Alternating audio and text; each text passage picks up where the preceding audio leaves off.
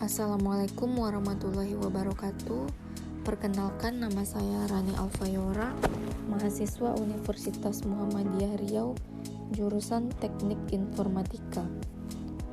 Baiklah, di sini saya dari kelompok 2 yang beranggotakan yang pertama Rani Alfayora, saya sendiri, yang kedua Peter Sanjaya, yang ketiga Muhammad Vicky Aditya, yang mana materi dari kelompok kami yaitu subnetting. Oke, langsung saja masuk ke pembahasan pertama mengenai apa itu subnetting.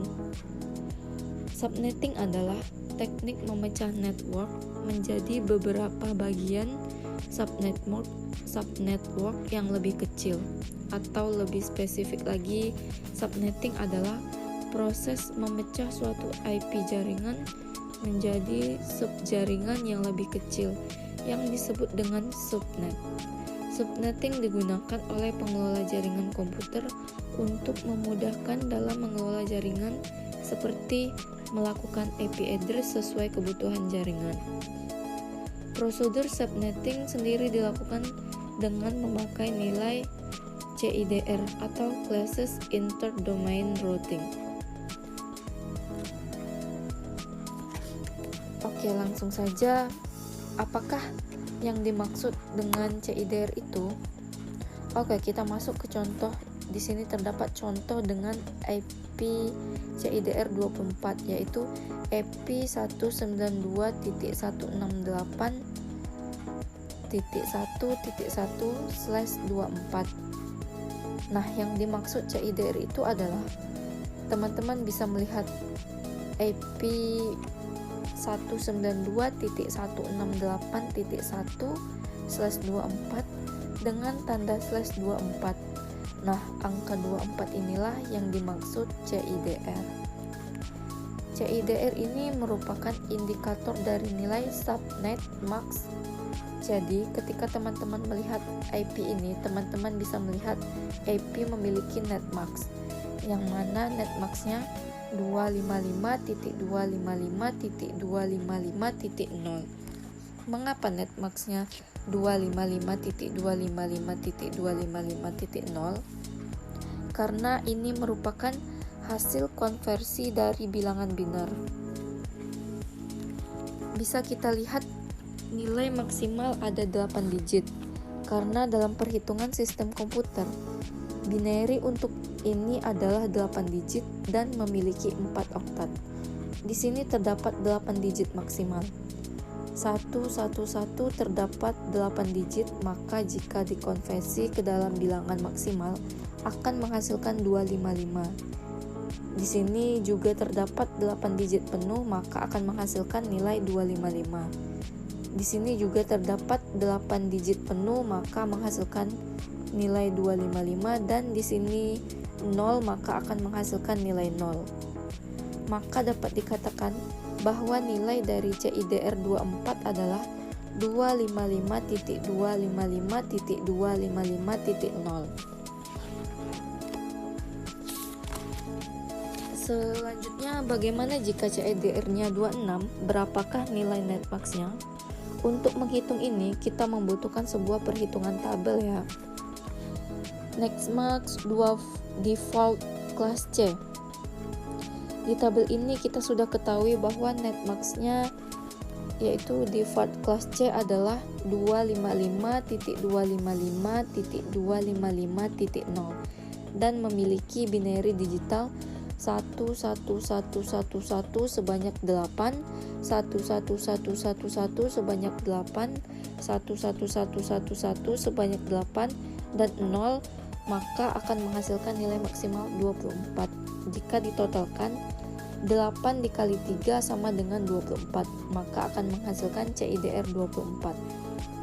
Berikutnya lagi netmax custom kelas C, di mana di sini terdapat netmax custom dengan CIDR 26. Bagaimana cara menghitungnya? Cara menghitungnya untuk menentukan jumlah netmax-nya yang di terakhir ini beberapa tinggal kita tambahin di bagian 0,00000 sebanyak 8 tadi, 2 digit di depannya yaitu 11. Nah, yang tadi kan 24 tinggal kita tambahkan 2 digit lagi, yaitu 11 di bagian kolom 0 di depannya sebanyak 8 tadi. Nah, bagaimana cara menentukan nilai tambahan yang 2 digit kita tambah tadi? Untuk menentukannya, kita membutuhkan tabel konversi. Tabel konversi ini dihitung dari perhitungan kelipatan tiap angka yang di sini, misalkan 1 ditambah 1 sama dengan 2, 2 ditambah 2, 4, 4 ditambah 4, 8, dan seterusnya sampai 8 digit. Di sini saya akan menentukan angka binary yang terakhir. Ada 2 angka binary yaitu 111. Saya akan menambahkan angka 0 di samping angka 111 tersebut sampai angka tersebut lengkap 8 digit. Nah, berarti ada 8 digit. Yang pertama 111, yang pertama 11, kemudian 00000. Saya akan mengisi di kolom pertama, di kolom 128 1, kemudian kolom 641, di kolom 320, kolom 16 0, kolom 80, kolom 40, kolom 20, kolom 10. Nah, untuk mencari nilai CIDR-nya adalah di angka 1 di kolom 128 tersebut dan di kolom 64. Nah, jadi nilai 1 dan 1 di kolom 128 dan 64, maka dua kolom tersebut dijumlahkan jadi 128 ditambah 64 sama dengan 192. Mengapa hanya dua kolom itu saja? Karena hanya dua kolom tersebutlah yang memiliki angka 1 sehingga dapat dijumlahkan. Jadi kesimpulannya di sini nilai CIDR dari 26 adalah net max-nya adalah 192. Jadi nilai net max-nya adalah 192. Di sini saya jabarkan 255.255.255.192.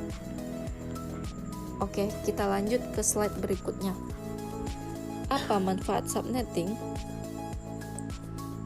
Di sini terdapat manfaat subnetting.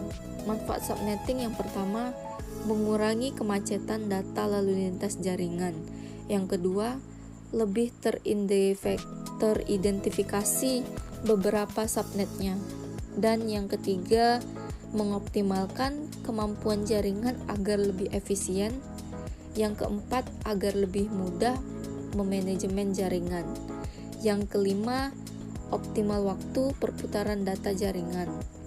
Yang keenam, manajemen bandwidth data internet jika pakai internet atau router. Kemudian slide selanjutnya terdapat tujuan subnetting. Ada 4 tujuan subnetting. Yang pertama, mencari jumlah subnetnya. Kemudian yang kedua, mencari jumlah host per subnetnya.